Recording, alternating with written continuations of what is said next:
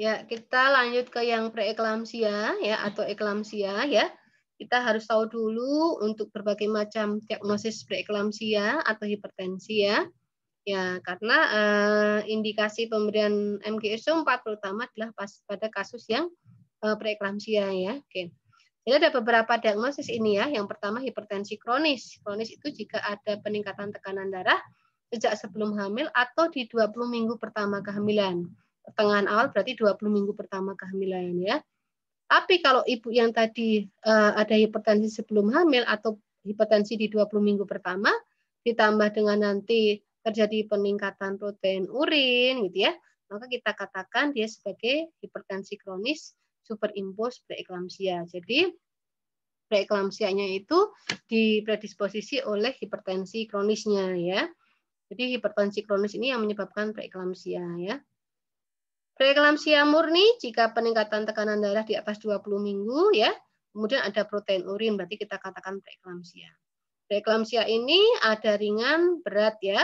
Ya, walaupun sekarang tidak ada lagi istilah preeklamsia ringan, adanya preeklamsia dan preeklamsia berat ya. Ya.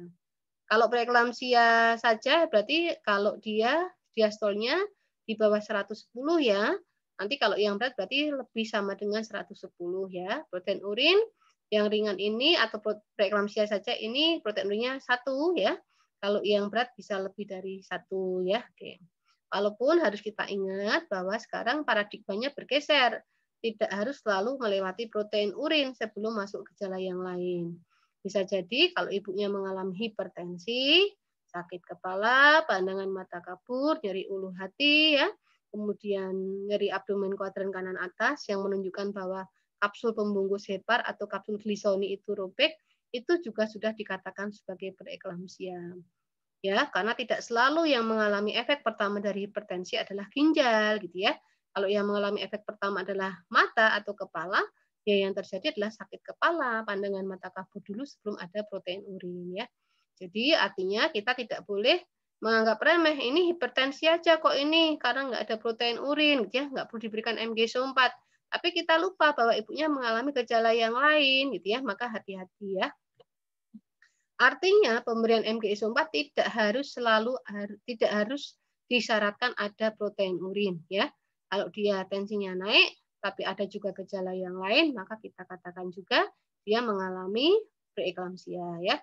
Syukur-syukur dicek dengan lab ya. Hasil labnya nanti akan menunjukkan bahwa pada kasus preeklamsia sudah mulai terjadi gangguan fungsi hati. Nanti kita akan menemukan sindrom HELLP ya, di mana kadar SGOT dan kadar SGPT-nya akan naik, tapi jumlah keping darah yang diproduksi hati ini jumlahnya menurun ya. Eklamsia itu kalau ada preeklamsia ditambah dengan kejang ya.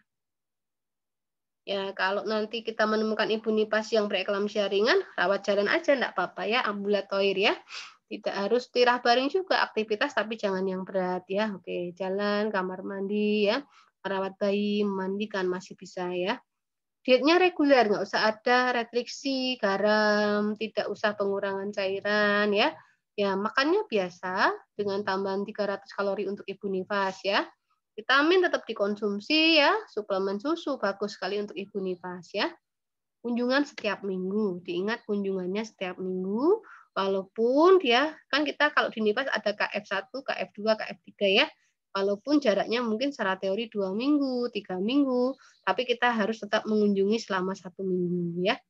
Ada baiknya kalau KF itu kita yang datang ke rumah klien gitu ya, karena kita bisa melihat lingkungan tempat tinggal klien, kita bisa melihat bentuk-bentuk dukungan dari keluarga terhadap klien ya. Ya. Kapan dirawat inap nih? Yang PR dirawat inap ini kalau tensinya nggak turun lebih dari 2 minggu, diastolnya tetap aja itu ya. Kalau protein urinnya juga nggak hilang ya. Kemudian kalau masih ada gejala sakit kepala, pandangan mata kabur dan sebagainya, maka harus rawat inap ya. SGPT, SGOT-nya tinggi, keping darahnya rendah, maka ini juga harus rawat inap ya. Kemudian untuk PEB, maka ibunya harus dirawat inap. Ruang isolasi ya, ruang isolasi dibedakan supaya ibunya tidak banyak stresor, tidak banyak rangsangan suara dan sebagainya dari yang lain ya. Nah, karena dia sangat sensitif sarafnya bisa merangsang terjadinya kejang ya. Lampu insulasinya harus terang ya, supaya kita bisa melihat apakah kondisi pasien ini sianosis atau tidak. Kita bisa melihat apakah posisi tubuhnya tidak dalam resiko jatuh, ya, tidak ada kejang ya, sehingga lampunya harus terang ya. Cahaya ruangan ya, jangan silot tapi cukup cahaya ruangan ya. Tirah baring ya, miring kiri atau miring kanan. Kalau kondisi sebelum hamil atau infarktum miring kiri ya, supaya uterusnya tidak menekan vena cava inferior. Tapi kalau sudah postpartum yang penting miring kiri oke, miring kanan oke ya. Tempat tidur harus luas untuk mencegah trauma jatuh ya. TTV rutin 30 menit sekali ya, patella 1 jam sekali ya. Infusnya jangan selalu RL ya, RL itu adalah cairan kristaloid. Kristaloid itu bisa menembus membran, bisa menambah beratnya udin ya. Maka divariasi antara dextrose dengan RL ya. Ya, RL, dextrose, RL, dextrose. Kalau sifatnya dextrose itu dia karena pekat tidak bisa keluar dari pembuluh darah ya. Tidak menambah udin ya. Dietnya cukup protein, jangan sampai kurang karena protein ibu yang harusnya terabsorpsi lagi oleh ginjal justru terbuang gitu ya, karena terjadi proteinuria ya. Rendah karbohidrat ya, rendah karbohidrat, rendah lemak dan rendah garam ya. Spalte lidah ya, kalau kita nggak bisa memastikan kondisi ibu miring ya. Ya, obat diuretikum kalau kita curiga ada sesak nafas ya, udem paru, ada penyakit jantung atau udem yang meluas seluruh tubuh ya. Kepala udem, kaki udem, tangan udem, badan udem, itu kita sebut dengan udem anasarka, udem generalisata ya. Ya. Penanganan PER, PEB atau eklamsia, yang pertama kendalikan hipertensi ya.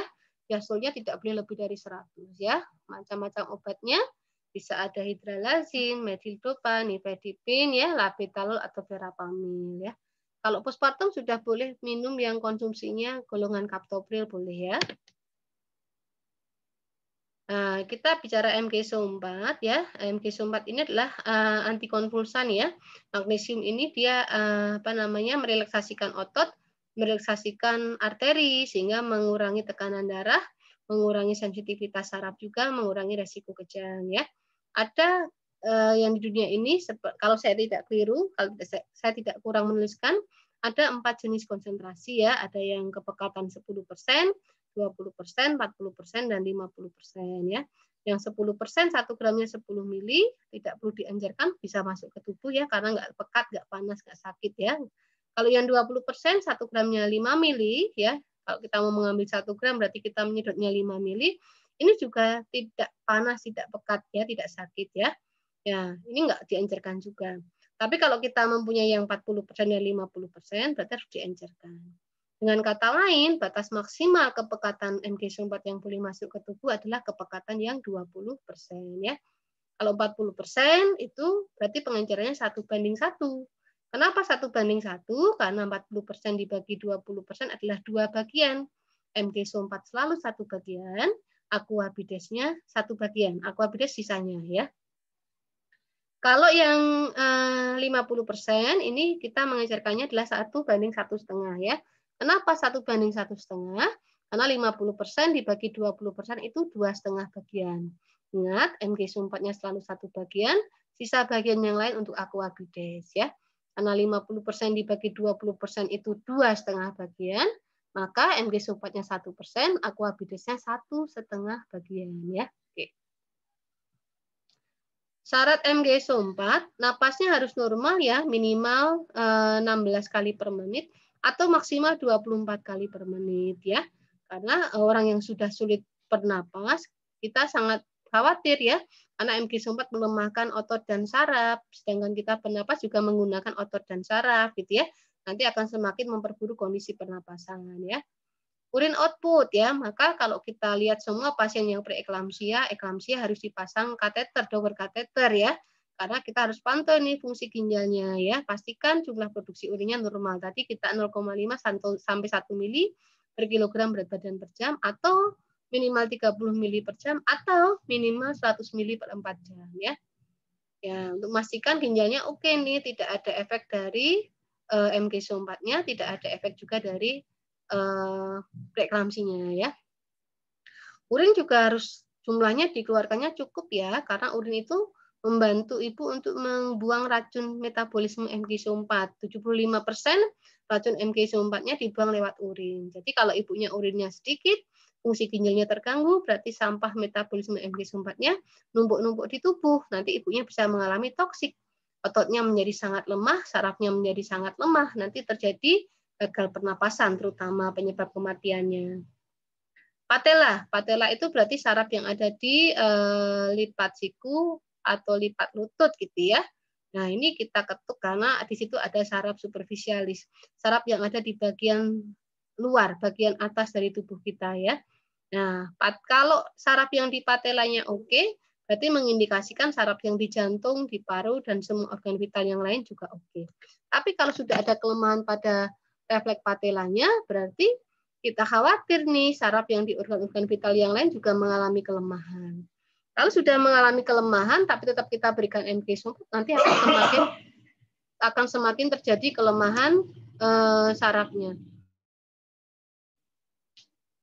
Ya, kemudian kesadaran ya, kesadaran. Ya, sadar itu kan menggunakan persarafan ya.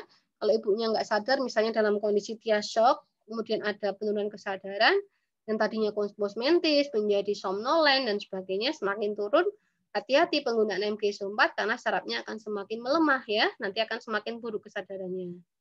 Syarat yang terakhir, tapi yang paling utama harus ada adalah tersedianya kalsikus glukonas ya. Kalsikus glukonas adalah antidotumnya dari magnesium ya.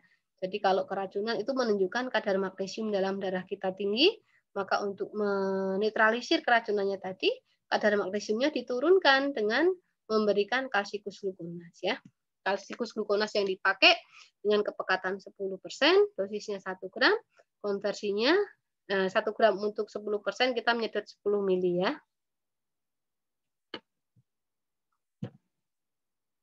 Ya. Kemudian sebenarnya anjuran untuk pemberian MgSO4 yang paling tepat, paling baik, paling aman adalah dengan cara IV ya. Dosis awal disuntikkan secara bolus di selang infus ya. Kalau nanti dosis pemeliharaannya 6 gram dimasukkan ke cairan infus, diteteskan selama 6 jam ya. Tetapi ada kalanya kita punya pasien yang tidak bisa dipasang infus. Misalnya pasiennya sedang kejang kan nggak mungkin dipasang infus ya. Ada kalanya juga kita punya pasien yang dia shock ya, darahnya kolap ya, tidak bisa dipasang infus juga ya. Atau misalnya kita masih menemukan rumah sakit dengan SOP yang masih pakainya IM, suntik di bokong kanan dan di bokong kiri. Istilah zaman dulu adalah boka-boki gitu ya. Nah, ini yang boka-boki ini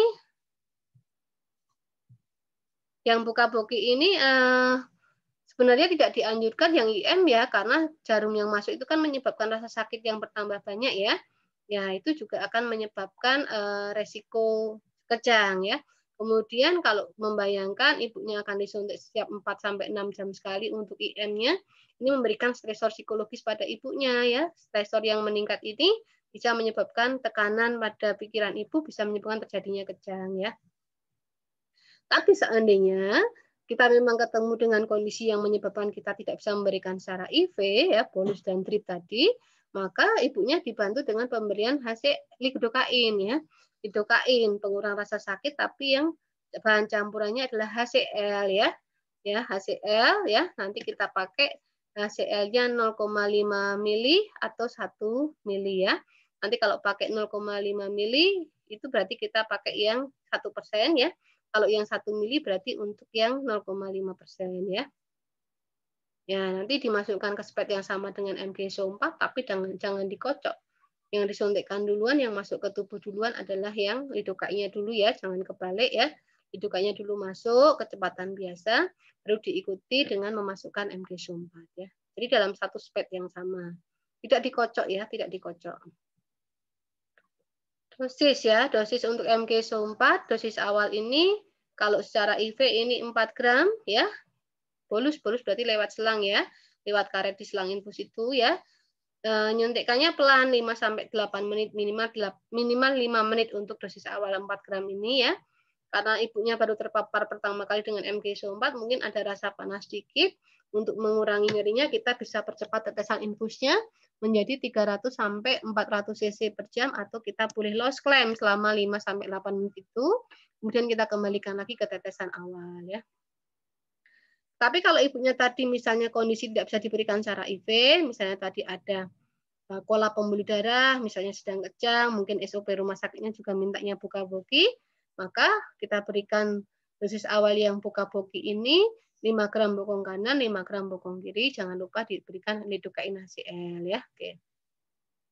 2% nanti dibagi 2, setengah mili di bokong kanan, setengah mili di bokong kiri ya. Kemudian yang dosis lanjutan, kalau bisa dipasang IV tadi, 6 gram dimasukkan ke cairan RL 500, tapi kita juga bisa melihat dulu, kalau ibunya sudah ada UDM berat, nggak perlu 500, misalnya kita buat 300 cc, nggak apa-apa ya. 6 gram MgSO4, berarti 6 dikalikan 5 cc, 30 cc dimasukkan ke 300 RL atau 500 RL, diatur tetesannya habis dalam 6 jam. Harus diingat teknik penghitungan tetesan infus, jangan sampai lupa ya. Kalau mau pasang infus, dilihat bungkus plastiknya infuset itu faktor tetesannya berapa ya. 20 drops per mili, 15 drops per mili ya, 16 drop per mili, 14 drop per mili ya. Dilihat ya apakah 15, 20, 40, 60 tetes per mili ya. Itu harus diperhatikan ya. Kemudian yang dosis pemeliharaan untuk kalau tadi alternatif ya, pemeliharaan yang alternatif yang nggak bisa dipasang infus tadi, suntikkan setiap bokong 5 gram ya, 4 jam sekali. Jadi kalau jam 8 pagi bokong kanan 5 gram, nanti jam 12 bokong kiri 4 jam lagi ya, 4 jam kiri 4 jam lagi bokong kiri 5 gram ya. Jangan lupa diberikan lidocaine HCl. Kalau lidocaine ada 2 ya, satu HCl, satu yang mengandung epinefrin. Jangan pilih yang epinefrin karena epinefrin merangsang meningkatnya pembuluh darah. Pasien hipertensi menghindari lidocaine yang epinefrin, maka kita berikan yang lidocaine HCl ya. MgSO4 ini ya diberikan selama 24 jam saja ya. Setelah itu kalau masih ada resiko terjadinya kejang, maka diganti dengan antidotum yang lain, bukan antidotum, antikonvulsan yang lain, misalnya kita ke diazepam ya. Tapi hati-hati kalau kita memberikan diazepam pada ibu yang masih ada janin di dalam uterus ibu, nanti ada resiko depresi pernapasan fetal. Maka harus diobservasi ya. Maka harus diberikan prosedurnya, diberikan dulu MgSO4 24 jam. Kalau masih ada resiko kejang, belum stabil nih diastolnya, hatinya masih jelek ini, masih SGPT, SGOT naik, sel darahnya masih turun, maka dilanjutkan karena dia masih beresiko kejang, diganti ke antikonvulsannya berubah ke diazepam ya, diobservasi ya. Tapi biasanya kalau sudah ada serangan kejang yang pertama, maka segera diterminasi kehamilannya ya, bisa dengan SC, bisa dengan induksi ya, sehingga biasanya diazepam ini memang diberikan pada saat atau pada momen janinnya sudah lahir ya. Ya. Setelah dosis awal diberikan, tadi yang kalau yang dosis awal kita 4 gram ya, 4 gram bolus ya, atau yang bokong tadi 5 gram kanan, 5 gram kiri, setelah 15 menit setelah pemberian dosis awal itu, kalau terjadi kejang ya, maka ibunya disuntikkan 2 gram ya. 2 gram secara IV bolus, kecepatannya 15 sampai 20 menit. Tapi kalau ada kejang lagi, sudah tidak boleh diberikan MgSO4 2 gram. Terlalu banyak MgSO4 nanti akan melemahkan saraf dan otot, meracuni ibu, maka harus berganti ke diazepam ya. Ingat, kalau masih ada janin diberikan diazepam, harus diobservasi untuk tanda-tanda fetal distress ya. Kalau ada keracunan, oke, ini segera disuntikkan kalsium glukona 10% 1 gram 10 mili ya. Infusnya yang tadi diisi MgSO4 diganti dengan infus kosongan atau langsung diisi dengan yang diazepam ya. Ya, pemeliharaan ini kalau diazepam 40 mg ya. Kalau ada kejang susulan 15 menit setelah dosis awal, diazepamnya 10 mg ya kalau ada keracunan MgSO4. Kalau masih jelek, maka lakukan bantuan RCP. Bantuan jantung dan paru, resusitasi jantung dan paru ya. Oke. Setelah tertangani, jangan lupa kita harus observasi komplikasi-komplikasi yang bisa terjadi karena preeklamsia ini ya. Ya, demikian penjelasan untuk yang preeklamsia. Terima kasih.